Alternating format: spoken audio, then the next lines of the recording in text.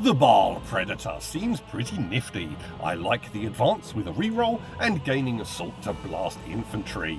Plus, with nothing but flamers, it could be a real bastard with Overwatch. All that torrent auto-hitting, that could be a lot of freebie damage. Anywho, I thought I'd try a 3D print first and found this design by Agathias Warforge, but it was really frustrating. The detail is great, but the bits just don't fit together, and because there are some big slots, it just doesn't work. I don't know, maybe it's a settings thing. Plus, the scale is, shall we say, a smidge off. Here is the side part next to a GW Predator, which isn't that much of a big deal. I mean, I prefer my 3D Lehman Russes to the legit ones, but because these are fast attack anti-infantry, I'd like them to be the proper small size so they can do, I don't know, the 5Ds. Dodge, duck, dip, dive, and dodge. Anywho, aggravated by the immense waste of resin, I just caved and picked up a pair of Baal Predators on eBay. Parenthetically, I have since found an STL that works perfectly. I'll cover these in another video when I get round to painting them. Anywho, by purchasing Games Workshop Predators, this resulted in a nice little discrepancy. One Baal Predator by Games Workshop came with a Blood Angels transfer sheet, and another, identical Baal Predator by Games Workshop came with a Space Marine vehicle transfer sheet. Looks like I'll have a bunch of extra transfers to use on Dreadnoughts and even on some of my Space Marines. Okay, let's get these fine fellows out of their boxes, which is where I discovered the different transfer sheets. Breaking up the wire cutters, snip everything off the sprues, and ye gads, there is a lot of stuff here. Okay, assembly. The sides lock together nice and easy, and it's best to lay out the tracks in advance to make sure you have everything where it needs to go, because there's a lot of little fiddly bits. The one thing I will say about 3D prints of mechanised armour is that the tracks often flow nicely around the sprocket wheel, rather than the distinct angles you get with plastic. Anyway, on goes the floor, and then in goes the rear hatch, which fits very snugly, so you can skip the glue and leave it operable, able to remain shut or lower it with ease. The wall and door that separates the bay from the driver's seat slots in, and then on goes the roof to encapsulate the interior. A swipe of glue around the circular openings and drop in the two hatches, one with the periscope, and then on goes the front of the tank. Right, on to the sponsons. These are even more fiddly than the tracks, but as you assemble and start to insert them into the weapon bays that attach to the sides of the tanks, they fit so snugly that they remain mobile, so you can swivel them around and aim them to your heart's content. This mobility also means you can swing them out to expose the interior and the rear to make painting everything a lot easier. On to the turret. Slot in the gun rotor and don't glue it. Again, the snug fit keeps it in place and leaves it movable. A line of glue around the top of the base and clap the turret together. Assemble the Flamestorm cannon and the fuel barrels. Add the armoured shields for both, because we've all seen plenty of scenes in movies and TV where these tanks of incendiary shenanigans get punctured.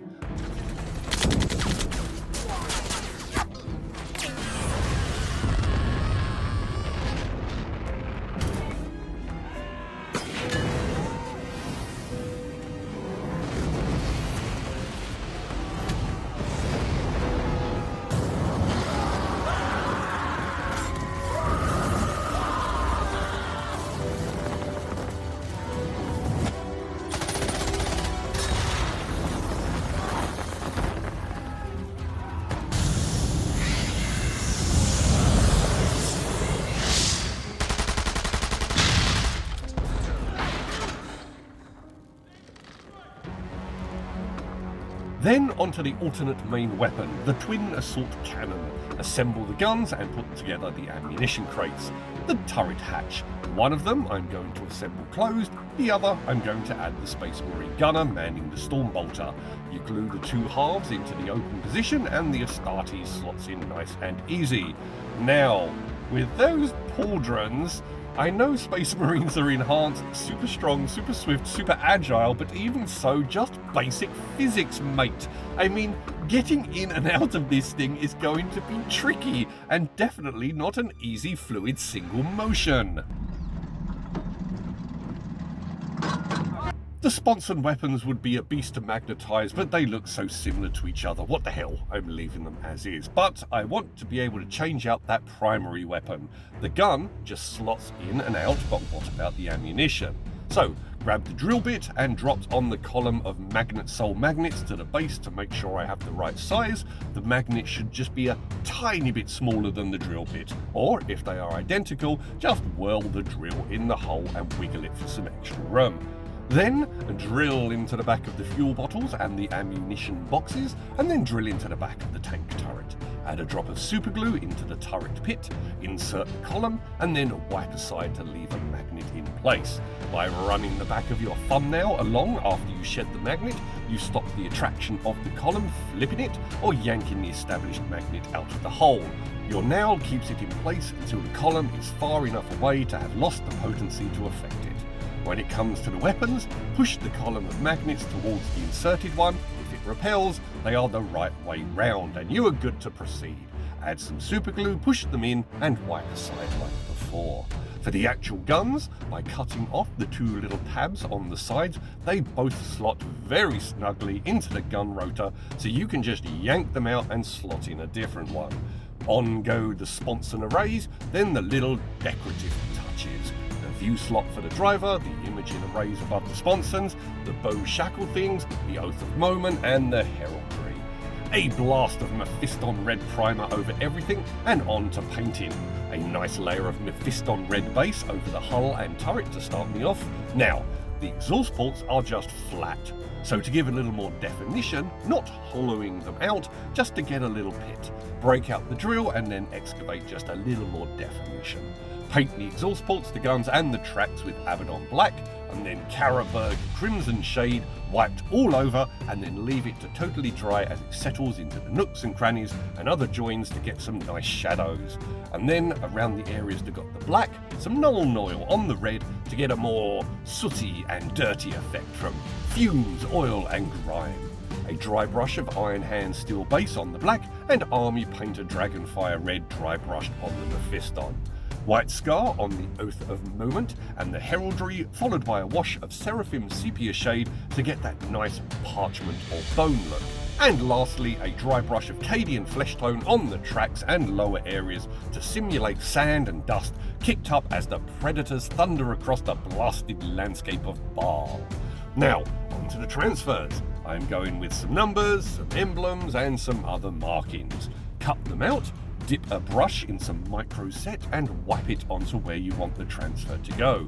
Dip the transfer in water for a few seconds and then drop it next to its desired location. And then, with the tip of a new X-Acto blade, move it off the paper and onto the tank.